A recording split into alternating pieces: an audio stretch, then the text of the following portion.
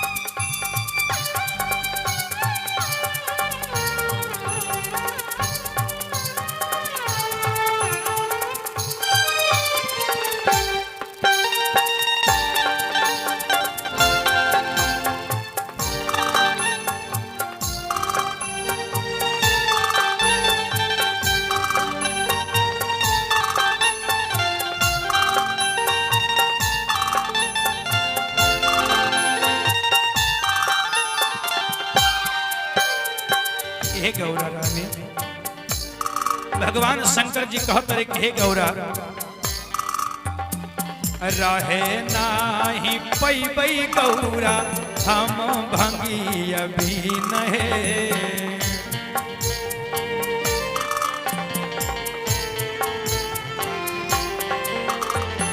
रहे नाही पैबै गौरा हम भंगी अभी नहे।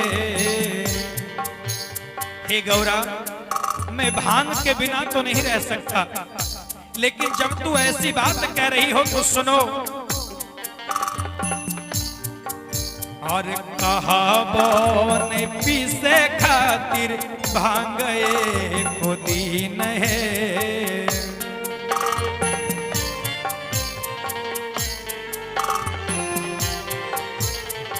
रहे नाही पैबै गौरा हम तो रवि नहे, कहा वो नहीं पीसे खातिर भांगे को दीन है।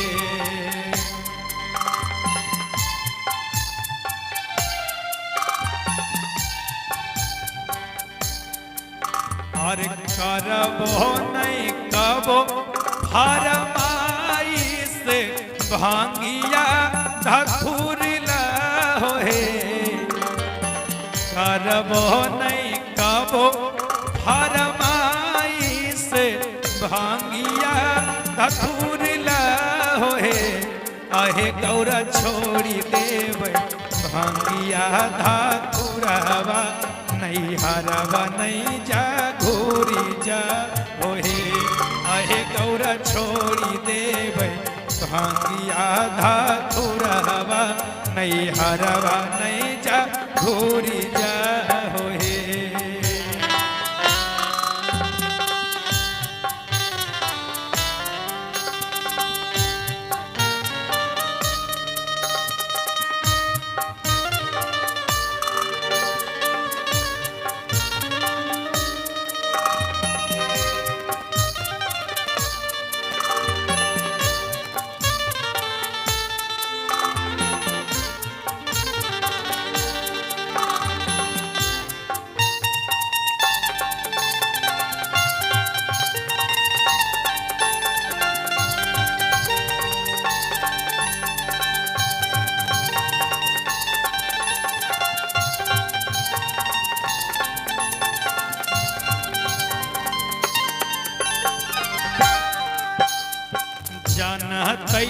जे मैना रानी पीटे लगते छतिया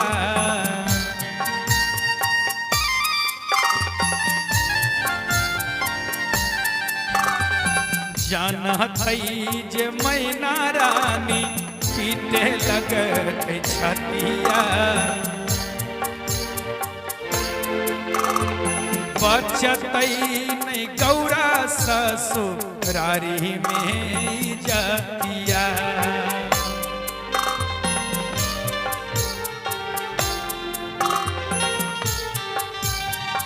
जानतई जे मैना रानी पीटे लगते छतिया बचतई नहीं गौरा है ससुरारी में जतिया।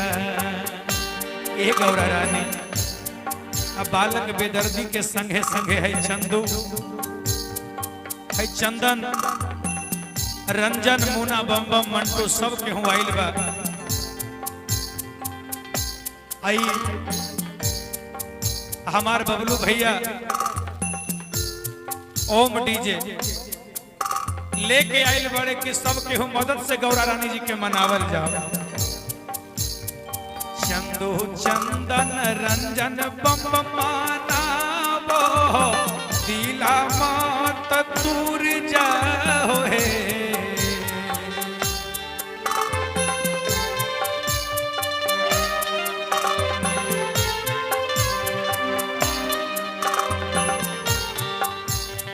मुना मंटू बबलू मनावो दिला मात तूड़ी जाओ हे।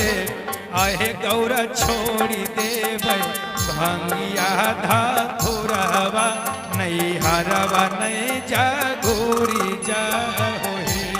आहे गौरा छोड़ी देवे भांगिया धतुरवा नहीं हरवा नहीं जा घूरी जाओ हे।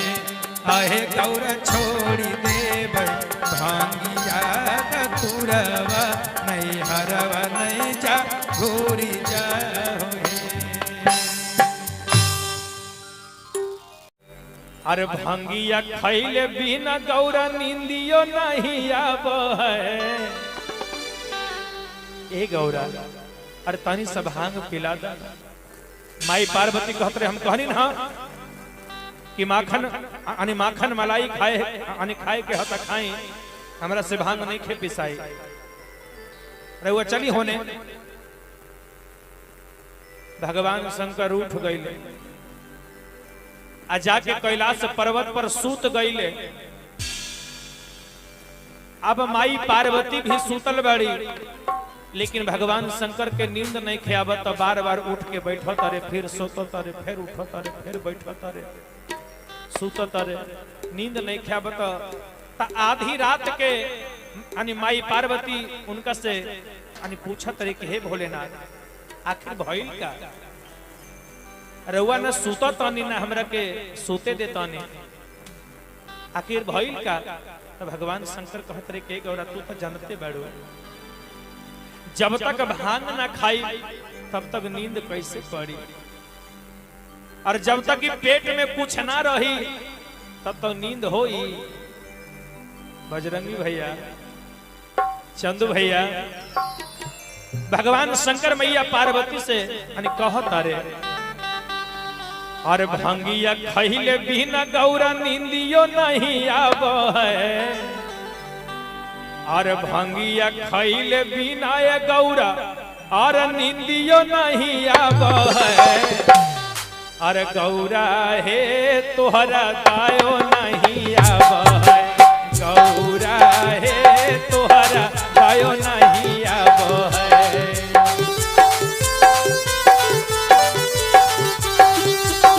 गौरा हे तोहरा दायो नहीं आब है।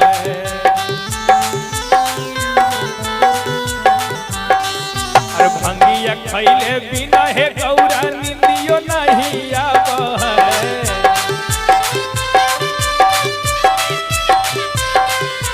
भंगिया खैले बिना हे गौरा नींदियो नहीं आब है। गौरा हे तोहरा दायो नहीं आब है।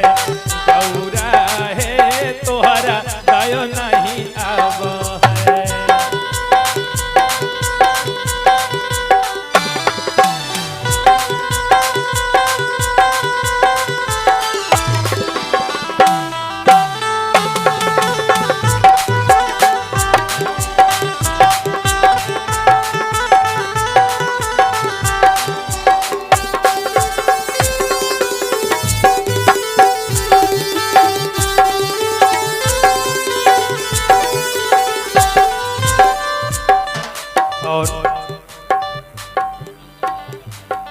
और आप हैं संतोष यादव जी, आप बसैया के निवासी हैं और आपकी तरफ से 500 रुपए का प्रेम निछावर है। भगवान शंकर के इस भजन पे भोलेनाथ की कृपा सदैव बनी रहे, सदैव भंडार को भर रखे। बोलिए प्रेम से सच्चे दरबार की, बोलिए मायापति भगवान की। और भगवान शंकर कहते हैं कि हे गौरा, अरे तू तो जानते बाड़ू, अरे तू हमरा से कहा तारू कि माखन खाई मेवा खाई, अरे तू तो जानते बाड़ू। अरे मेवा मलाई माखन हमारा मनमो नहीं भाव है।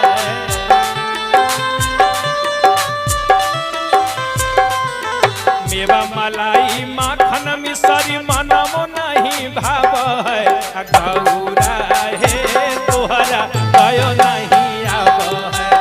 गौरा हे तोहरा दायो नहीं आब है।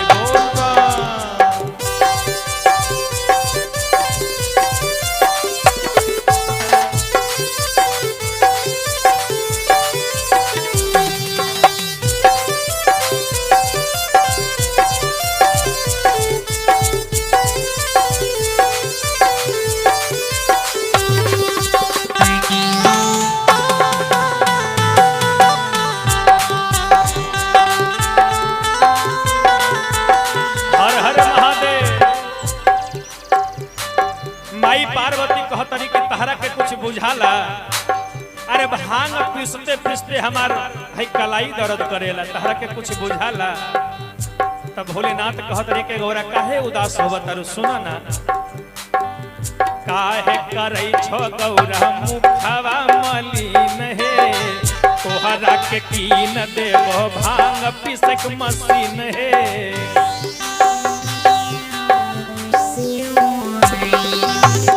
काहे करै छो गौरा मुखवा मलिन हे। तोहरा के कीन देब भांग पीसै के मशीन हे।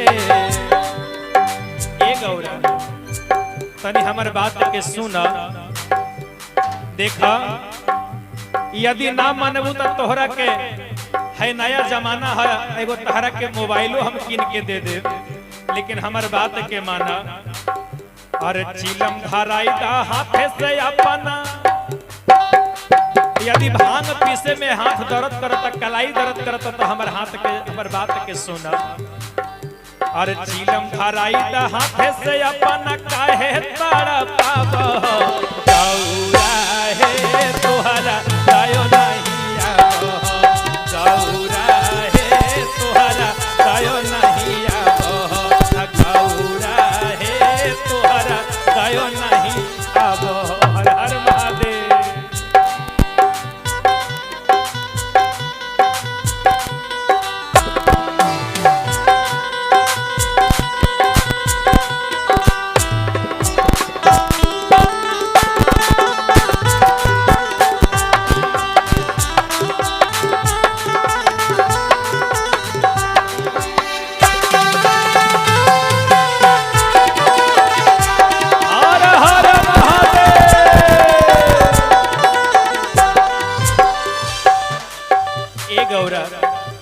तने ना आहा भगवान शंकर माई पार्वती के मनावत अरे आ कहत अरे कि हे गौरा तू ही तहा खो जन्म जन्म के संगतिया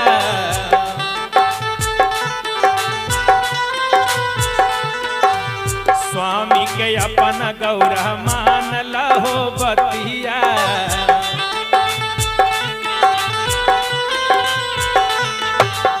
तू ही तहा खो गौरा जन्मों के संगतिया अपना स्वामी के गौरा मान लहो बतिया ए गौरा ये तने ना आ देखो ना दुआरी पर आइल बड़े के अरे राम से आशिक बालक बेदरती तोहरे अलख जगाब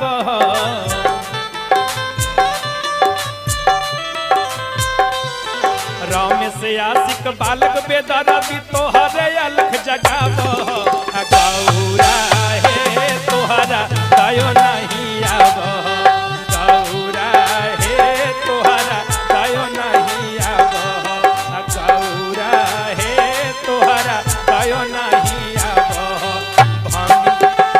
हे तोहरा दयो नहीं आब गौरा हे तोहरा दयो नहीं आब गौरा हे तोहरा दयो नहीं आब गौरा हे तोहरा दयो नहीं आब बोली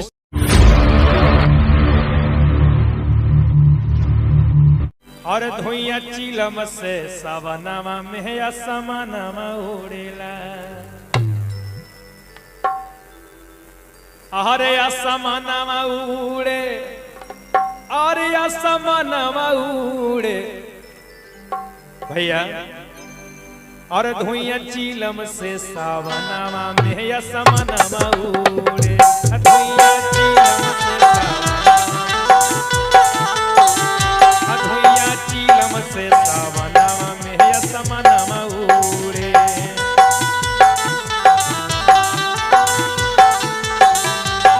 असमानमा उड़े असमानमा उड़े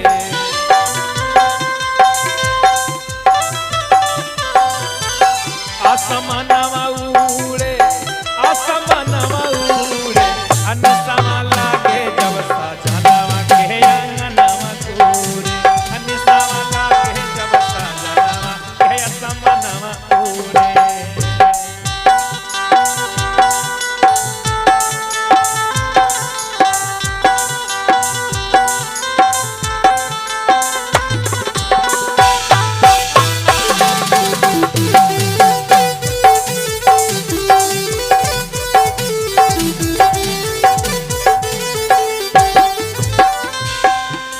और उनकी पत्नी कहती है कि हे भोलेनाथ और इनका के कुछ मति सुमति दो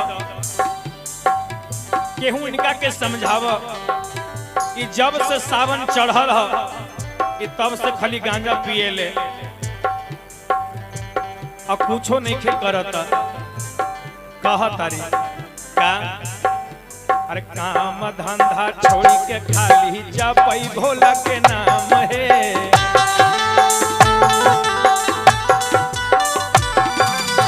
काम धंधा छोड़ी के खाली जपई भोला के नाम है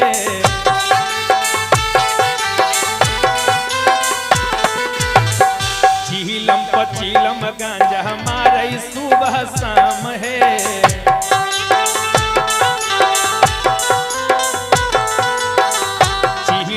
चीलम गांजा हमारे सुबह शाम है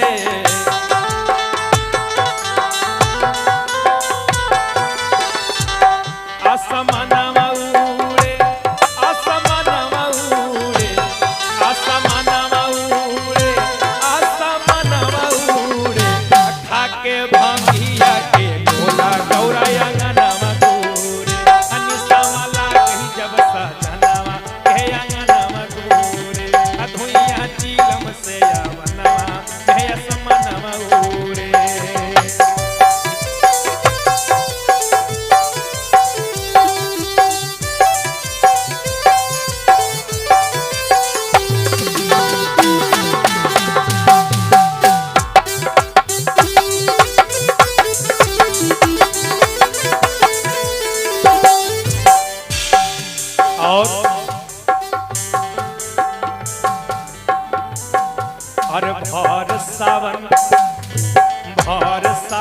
भागे भोला जी के पीछे पीछे।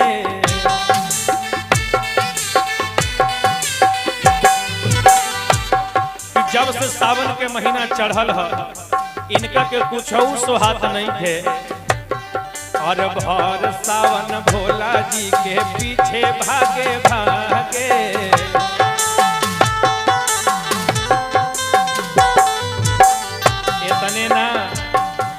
इतने ना औरी का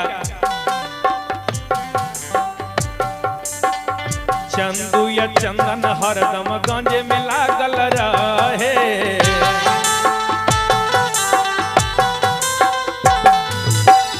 चंदू या चंदन हरदम गंजे में लागल रहे।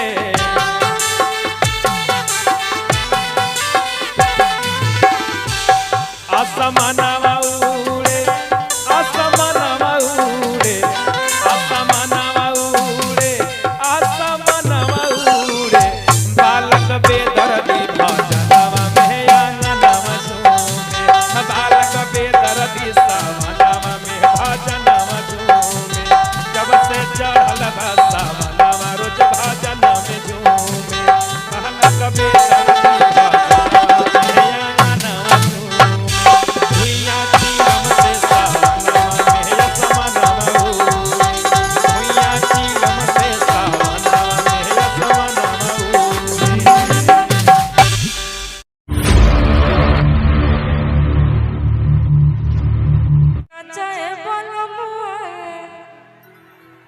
खेसारी स्टाइल में ना तो केकरे स्टाइल में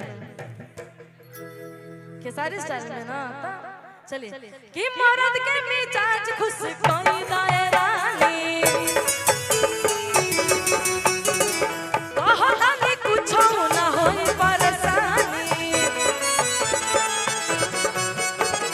मर्द के मिजाज खुश कोई दायरानी कहला में कुछ ना होई परेशानी। कि वीडियो बनाई भाई अपना मोबाइल में जी अपना मोबाइल में नचोए बोलमुआ नचोए बोलमुआ के सारे स्टाइल नचोए बोलमुआ के सारे स्टाइल नचोए बोलमुआ के सारे स्टाइल।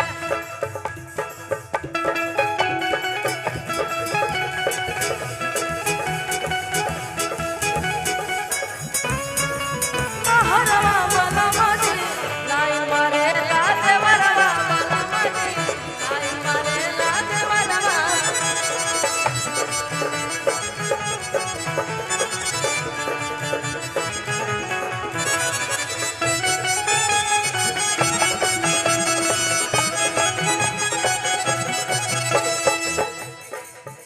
अरे ई कावन फेरा में डालो तारू आ कहिया के बदला निकालो तारू।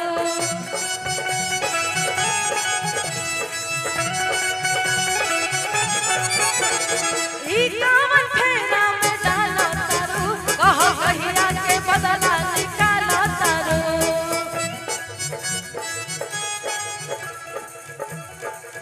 लइकिया कहतिया कि रउआ संगे डीपी लगाइब प्रोफाइल में लगाइब प्रोफाइल में कि नचाए बोलमुआ नचाए बोलमुआ के सारे नचाए बोलमुआ के सारे नचाए बोलमुआ के सारे स्टाइल में।